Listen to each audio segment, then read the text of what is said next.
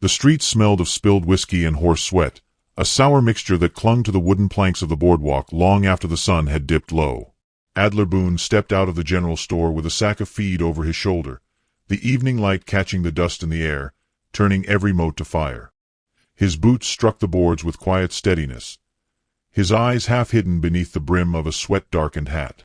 The town of Sutter's Crossing simmered with its usual murmur, cards slapping on tables inside the saloon, piano notes clanging out of tune, laughter that edged toward cruelty. It was behind the saloon where the sound cut through him. Not laughter, not song, but the dry cough of a child. Adler slowed, shifting the sack against his back, his gaze catching the narrow alley choked in shadow. There, crouched against the wall of stacked barrels, sat a woman and 5 children. They clustered tight, like sparrows pressed against the wind, their bodies wrapped in thin fabric that barely counted for clothing. The woman's hair, black as midnight, fell in tangled strands against her face as she broke apart a crust of bread no larger than a fist. She dipped it into a cracked tin cup, softening it with some greasy liquid, then passed tiny pieces into waiting hands. The children devoured each morsel as though it were feast day, chewing with quick jaws, swallowing before the next could be offered. Their faces were gaunt, eyes hollow yet bright with need. The oldest, a boy perhaps 12, held back, waiting for the smaller ones to eat before daring to take his share. The youngest, no more than 3, clutched at his mother's sleeve with sticky fingers, his lips cracked, his small tongue darting for crumbs. Adler stopped where the alley opened, watching in silence. The sack of feed slid down from his shoulder to the dust with a thud. He saw the woman's profile as she bent to break another piece of bread. Her cheekbone was sharp beneath skin sallow with fatigue, her jaw set in quiet determination. Not once did she eat herself. The bread dwindled, gone before her own lips touched it. A shadow moved. From the saloon's back door swaggered Jed Creighton, the saloon-keeper's brother and town bully in equal measure. He was broad in the shoulders, his vest stretched over a belly fed on stolen comfort, his eyes mean and small. He carried a bottle in one hand, the cork dangling loose, and a sneer twisting his face. "Well, look here," Creighton drawled, stepping into the dirt with heavy boots. "Little rats at my wall again. I told you before, scavengin' vermin don't get fed in this town unless they pay for it." The woman stiffened but kept her gaze down, her hands pulling her children closer. She murmured something in a tongue most here would not understand, her voice soft, steadying the smallest child on her lap. Creighton laughed, a harsh bark. "Don't mumble your heathen words at me." He stepped forward and with a quick motion kicked the tin cup across the dirt.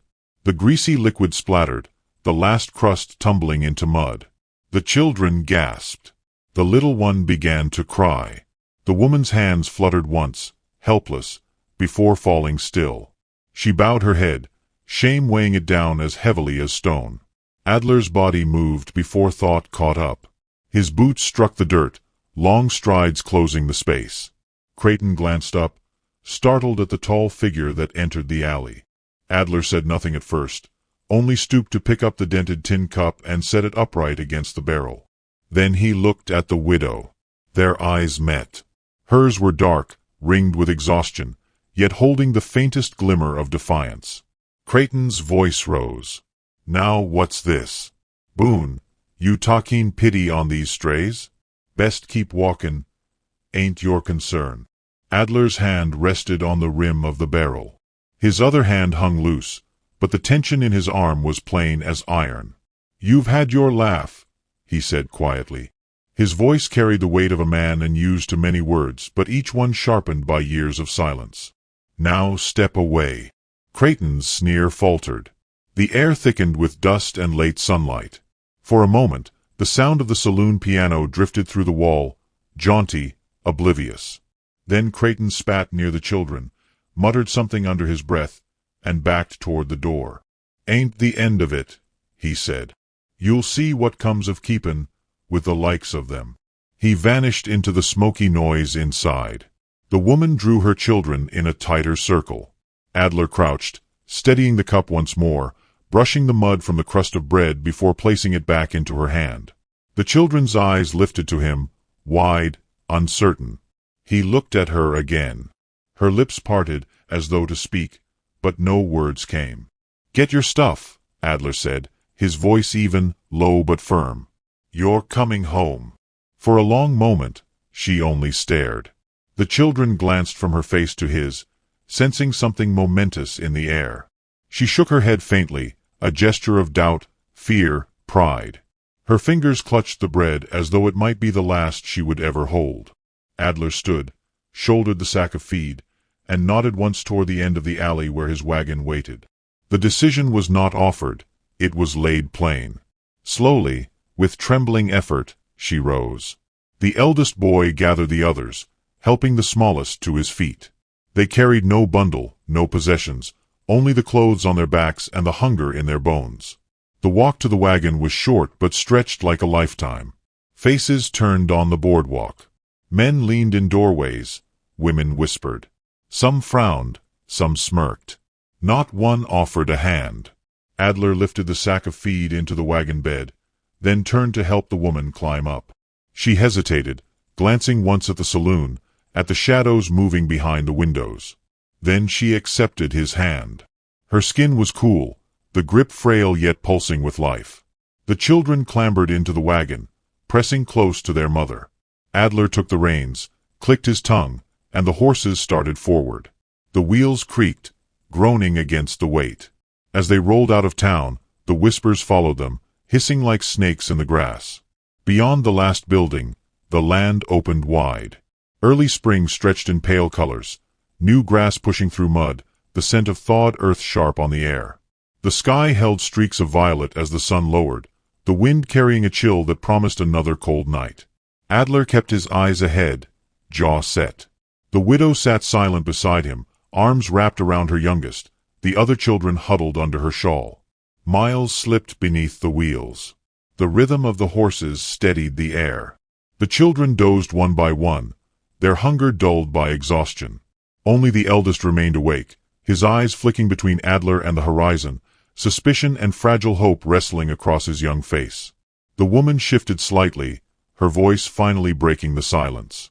Her accent thick, words careful, she said, Why you do this?" Adler did not look at her. "Ain't right, the way they treated you." She lowered her eyes.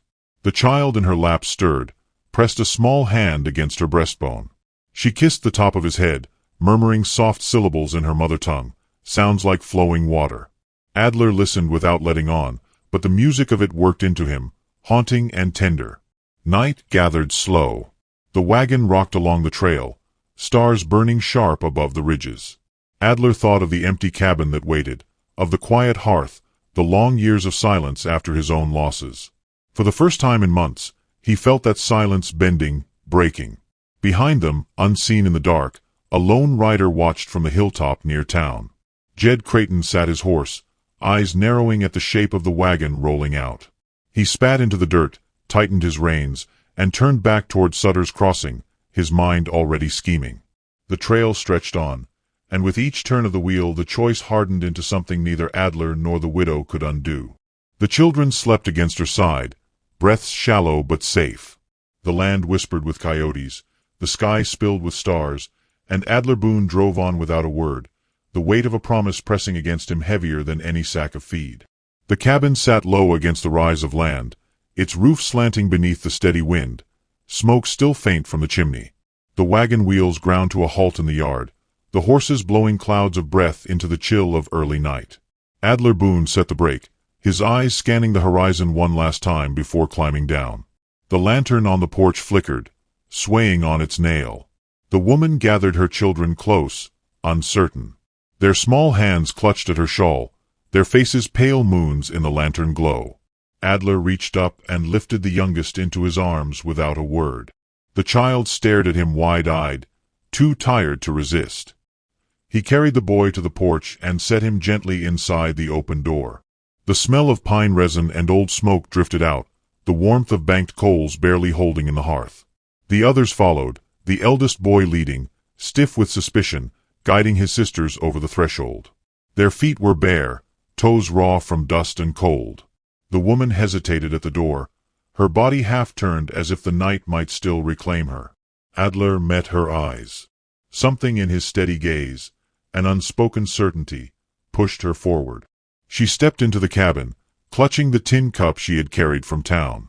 Adler set his hat on the peg, shrugged off his coat, and moved to stir the embers back to life. Sparks leapt, the fire catching slow but sure, pushing light into the corners. The children gathered near, their eyes round with wonder at the sudden bloom of heat. The woman knelt, holding her youngest against her chest, her face turned away from Adler as though afraid her gratitude might be mistaken for weakness. He filled a pot with water from the bucket near the door, set it over the flames, and reached into a small chest for beans and salt pork. The hiss of fat against iron filled the cabin, the smell rising sharp and mouth-watering. The children leaned closer, their hunger plain. Adler waited until the stew thickened before ladling it into wooden bowls, setting them one by one into eager hands. They ate with quiet ferocity, not speaking, only the scrape of spoons breaking the silence. The eldest boy pushed half his portion toward his mother. She tried to refuse, but he shook his head, eyes fierce. At last she took a mouthful, chewing slow, as though her body had forgotten how to accept kindness. Adler ate last, when the children's bowls were nearly empty, and even then he only dipped a spoon once or twice, more interested in the way their faces softened with each bite. When the meal was done, the youngest curled into his mother's lap, asleep before she could wipe his mouth clean. Adler cleared the bowls, washed them in a basin, his broad hands careful as though each dish were porcelain. The firelight threw shadows across his face, cutting it into planes of strength and weariness. The cabin settled into stillness. Outside, the wind pressed against the shutters, the night calling with coyotes far off in the hills. Inside, the air smelled of wood smoke and stew, of damp cloth drying near the fire. The woman laid her children on blankets spread across the floor, covering them with her shawl.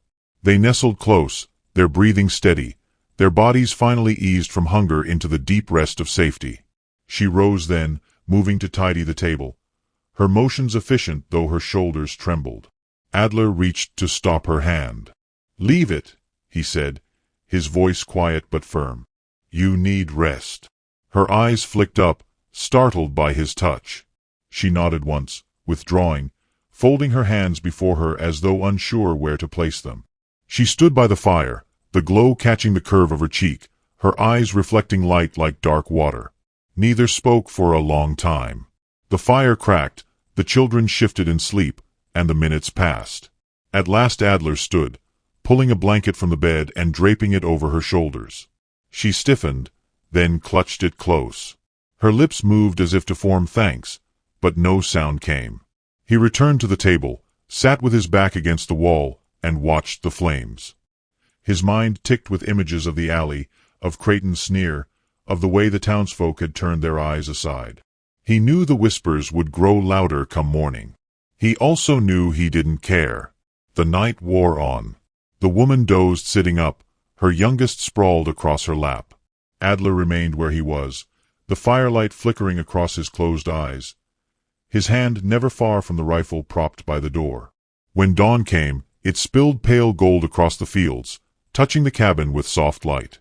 The horses stirred in the corral, nickering for feed. Adler rose and stepped outside, the cold air biting sharp.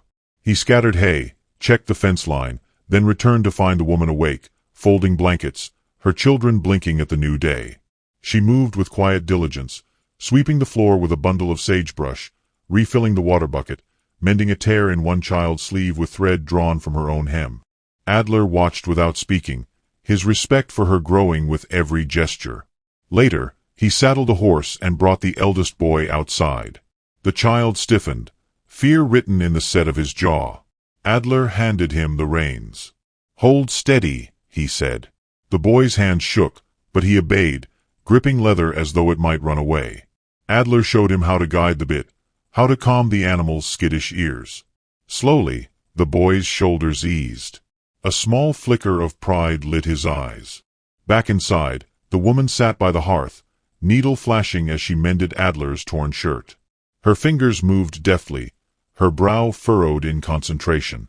When Adler entered, she folded the shirt carefully, set it on the table, and lowered her gaze. But he saw the faintest curve of a smile tug at her lips. The days settled into rhythm. Adler worked the land, repairing fences, planting early seed in the thawed soil. The woman kept the cabin, her children helping where they could, gathering eggs, fetching water, learning the small labors that stitched survival together. At night, the fire burned warm, their shadows mingling on the walls. The children began to laugh, chasing one another in the yard, their voices high and clear against the wide sky. The eldest still guarded himself, but his eyes softened each time Adler returned from the fields. Adler and the woman spoke little, yet each silence held weight. A glance across the table, the brush of hands as he passed her a cup, the shared watchfulness over the sleeping children. These small things grew roots deeper than words could reach. Yet outside their haven, the world pressed close. Once, while in town for supplies, Adler felt the stares heavier than before. Men muttered into their mugs. Women whispered at the counter. Creighton's laugh carried across the street, loud and taunting. The promise of trouble hung like a storm waiting for the right wind. Back at the cabin, Adler found the woman on the porch, her hair catching the sunset, her arms wrapped around her youngest. She looked at him with something close to fear, something close to hope.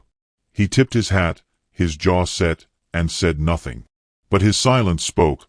They were not alone, not anymore. One evening, as rain pattered against the roof, Adler stirred the fire while the children drifted into sleep. The woman hummed softly, a melody strange yet soothing, words foreign yet carrying the shape of comfort. Adler listened, his hands still. The song wound through him, piercing something long locked away. When her voice faded, the cabin felt fuller than it ever had. Adler looked at her, his eyes shadowed but intent. She met his gaze, and for the first time did not look away.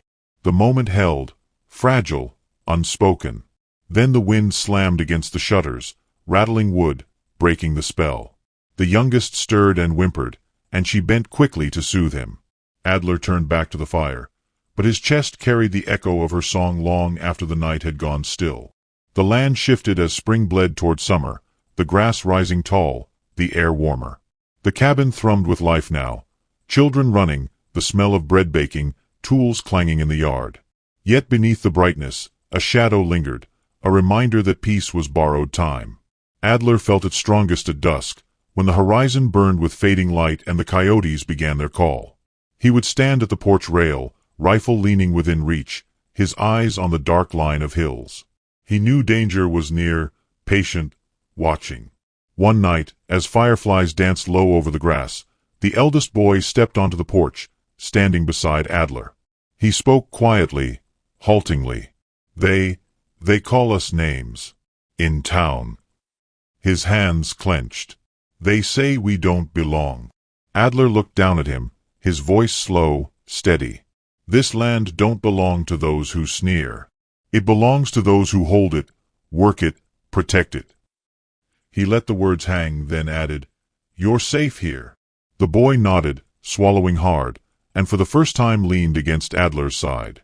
The gesture was brief, awkward, but it carried weight enough to shift the air between them.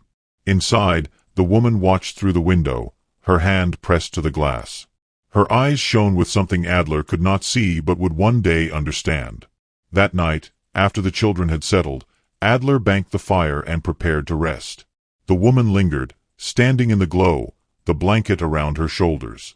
She opened her mouth as if to speak, then closed it, shaking her head.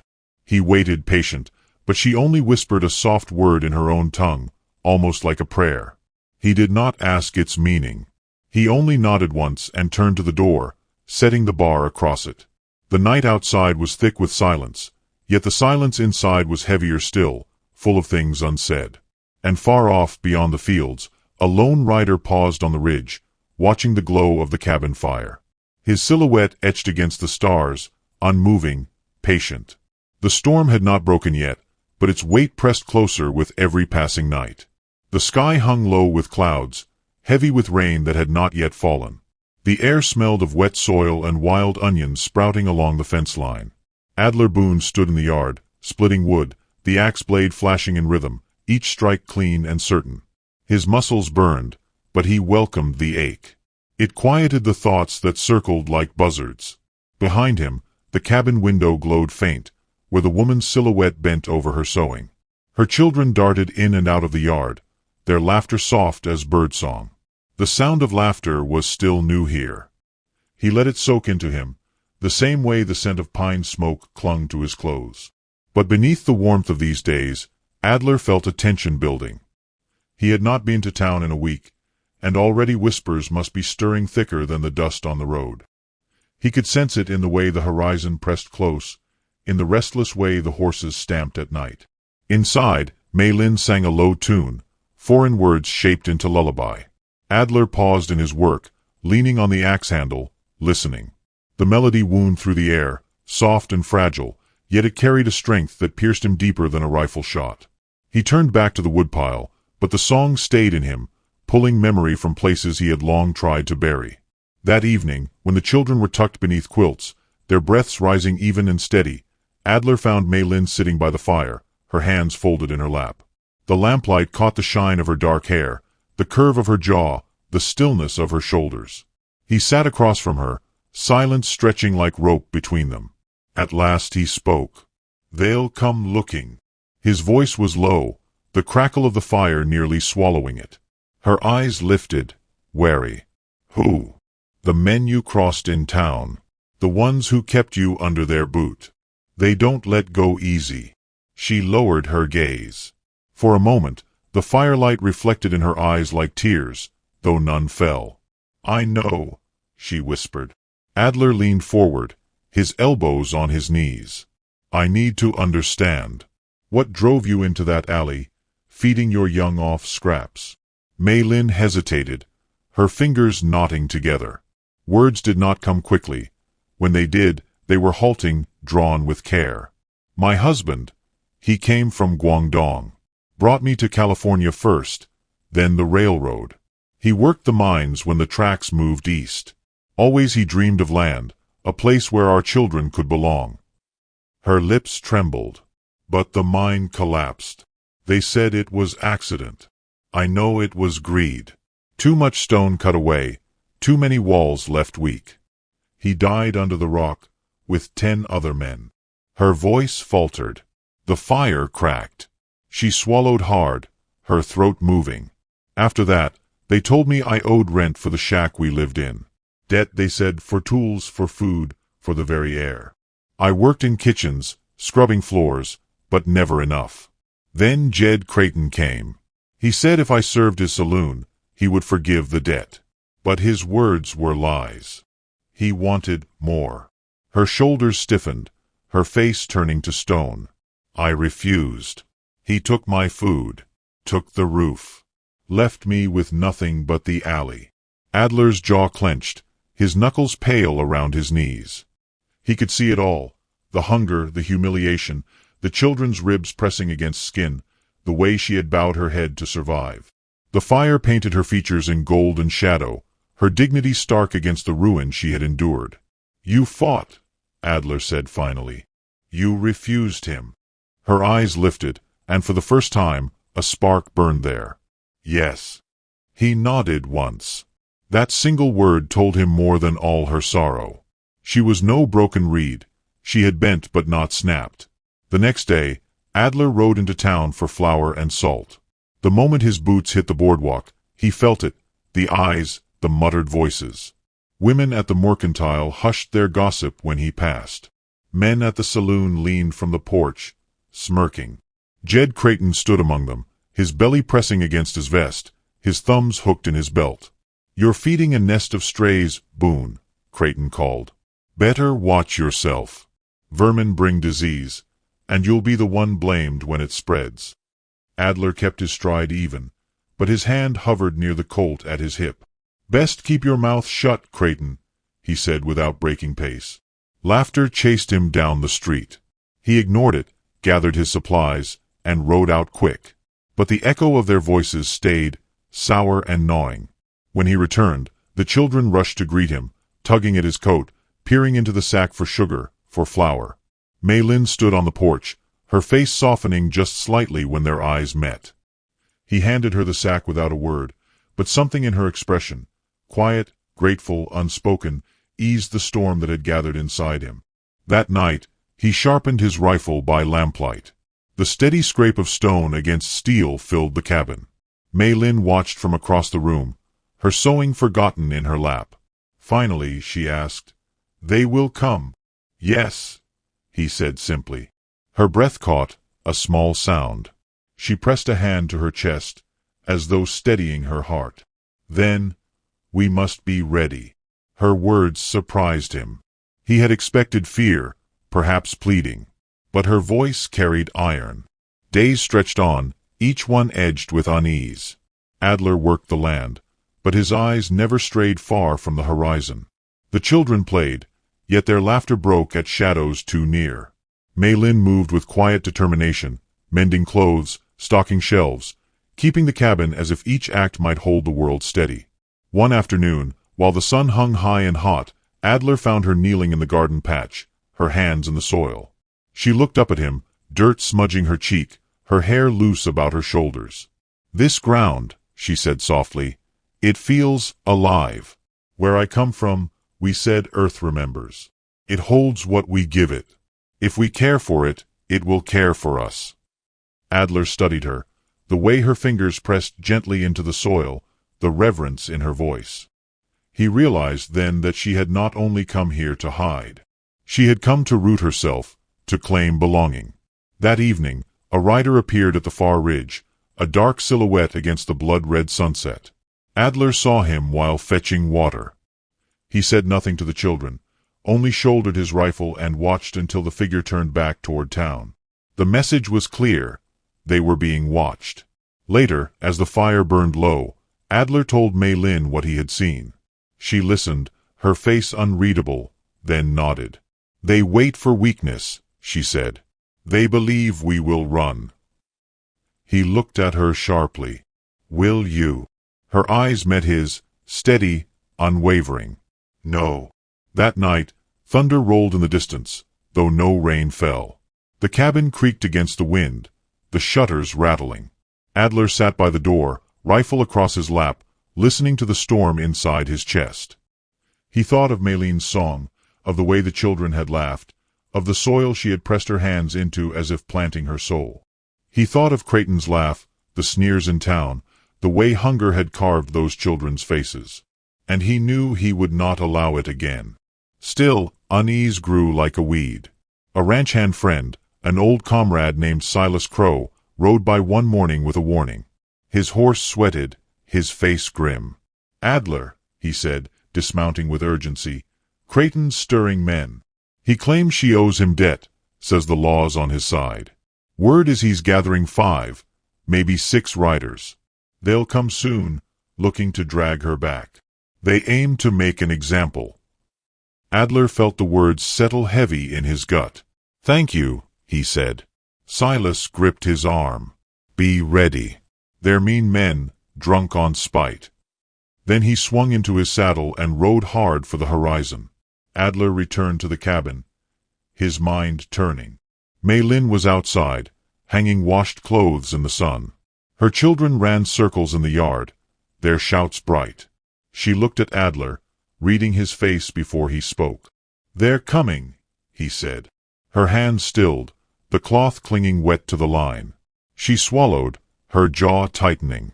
"Then we must not falter." Her voice shook, but her eyes held steady. Adler stepped closer, lowering his voice. "It won't be easy. They'll aim to scare, to hurt. But I won't let them take you." She looked at him for a long moment, then whispered, "Why?" He searched for words, found none strong enough. At last he said, "Because it's right." The sun lowered, shadows stretching long. Adler checked the rifles, stacked wood near the door, filled lamps with oil. Maylin tended to her children with extra care, feeding them well, wrapping them in quilts though the air was warm. A heaviness filled the cabin, as though each breath might be the last taken in peace. When the children finally slept, Adler stood at the window, watching the dark hills. Maylin came to his side, silent, her presence steady. He turned to her. She reached for the lantern on the sill, lighting it with flint. The flame caught, bright and unwavering. She pressed it into his hand.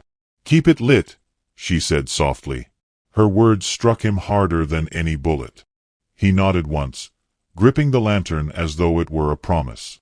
The flame reflected in his eyes, casting light across the room, across her face, across the space that bound them together. Outside, far off, a wolf howled. And from the ridge beyond, where darkness lay thick, the faint glimmer of fire sparked, a camp, watching, waiting. The storm broke just before nightfall. Clouds rolled heavy and low, lightning tearing the horizon into brief white scars. The wind bent the grass flat, carrying the smell of rain and the sharp tang of ozone. Adler Boone stood on the porch, his rifle in hand, his eyes fixed on the dark ridge beyond the fields. Each gust rattled the shutters, pressed against the door, shook the lantern flame that glowed in the window behind him. Inside, Mei Lin gathered her children close, wrapping them in quilts. Their eyes were wide, searching her face for assurance she did not have but gave anyway. She hushed them with soft words in her native tongue, her voice steady though her heart beat like a drum. The youngest clung to her neck, his small fingers digging into her skin. Adler stepped inside, rain dripping from his hat brim.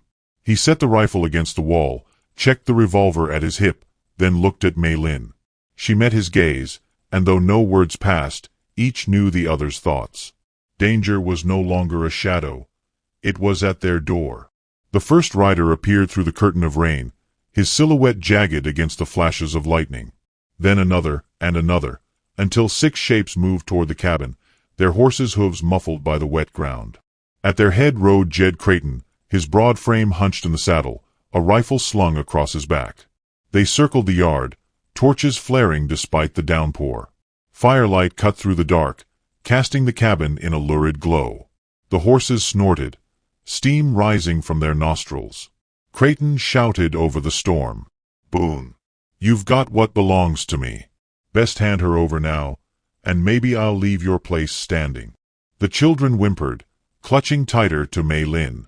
Adler stepped to the doorway, the lantern at his side casting his figure into sharp relief. His voice was calm, though the weight in it carried. "She belongs to no man.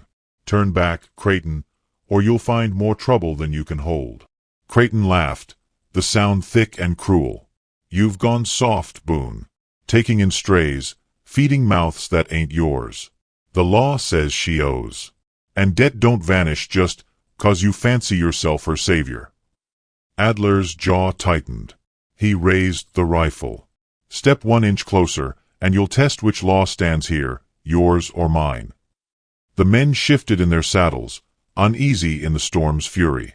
Lightning cracked overhead, and for a heartbeat the world froze in stark light. Adler framed in the doorway, Mei Lin's shadow behind him, Creighton's sneer carved deep. Then the thunder rolled, and the night erupted. The first shot shattered the tension, glass bursting from the window as a bullet tore through. Mei Lin pulled the children to the floor, shielding them with her body. Adler fired back, the crack of his rifle lost in the storm's roar. One rider fell from his horse, mud splashing as the animal bolted. Chaos ignited. Gunfire spat bright in the rain. Wood splintered, shutters shuddered under impact. Adler moved with precision, reloading with steady hands, each breath measured. Mei Lin crawled to the hearth, seizing the iron poker, her eyes wide but fierce. When one of Creighton's men forced open the door, she swung hard, striking his arm and sending his pistol clattering. The man cursed, stumbling back into the storm. The eldest boy, trembling but resolute, grabbed a stone from the hearth and hurled it through the broken window. It struck Creighton square on the temple. The man reeled, fury twisting his face. "You'll pay for that, brat," he roared, spurring his horse closer. Adler fired again, grazing Creighton's arm, spinning him half from the saddle. Rain poured heavier now, turning the yard into a mire. Horses panicked, hooves tearing at the ground. Then lightning struck the corral fence, exploding wood into flame. The blaze flared wild, casting everything in red. The terrified animals broke free, charging through the raiders, scattering them. In the confusion, Adler surged forward, tackling the man who had tried to force the door. They struggled in the mud, fists and fury, until Adler slammed the butt of his rifle against the man's skull. He dropped limp. Adler staggered back, breath ragged, blood mixing with rain on his temple. Creighton rallied his men with curses, firing into the cabin again. A bullet carved the doorframe inches from Mei Lin's head. she gasped, clutching her youngest tighter. Adler saw the terror, the firelight flickering across her face, and something inside him broke free. He stepped into the yard, rifle leveled, the storm lashing against him. "Creighton!" His voice thundered, carrying through wind and rain. "This ends tonight." Creighton snarled, raising his pistol. For a moment, time slowed. The two men locked in a stare across the storm, one fueled by greed and cruelty, the other by iron certainty. Lightning flared, thunder cracked, and both guns fired. Creighton's shot went wide, striking the porch rail. Adler's bullet drove true, slamming into Creighton's shoulder. He cried out, tumbling from the saddle into the mud.